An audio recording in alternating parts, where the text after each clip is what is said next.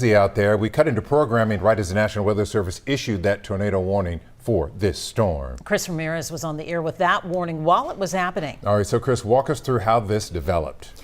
Yes, of course, this all requires several ingredients. Of course, an unstable atmosphere. We also need that wind shear is what we usually see when it comes to these tornado warning storms. And so we actually had that with the warm, moist Gulf moist air moving in from the Gulf, and then we have this incoming frontal system. And so when we have these two ingredients, we have a horizontal rotating column of air. And then when you add in a thunderstorm updraft, which is usually warm air, that usually creates this horizontal, creates a more of a tall-like structure, and eventually that's when we start seeing that rotation currently that we saw today over northwestern Harris County. And so, of course, as we look at the local storm reports of where this was at, this, of course, has started near the Cypress area. A funnel cloud was spotted just near the Barker Cypress area, and then closer towards 249, that's when we saw additional spotting of the funnel cloud. And this is right here is where the confirmed damage was, which was near the Champion Forest area,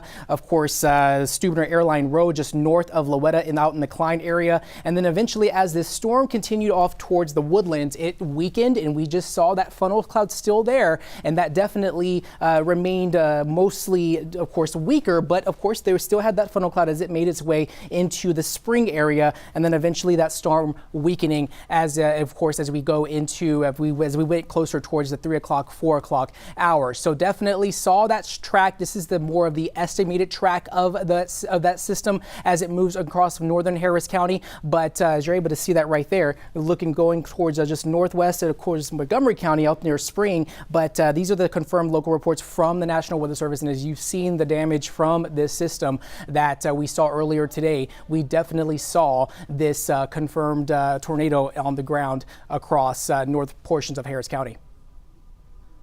Breaking it down for us and how it all developed. Thank you, Chris.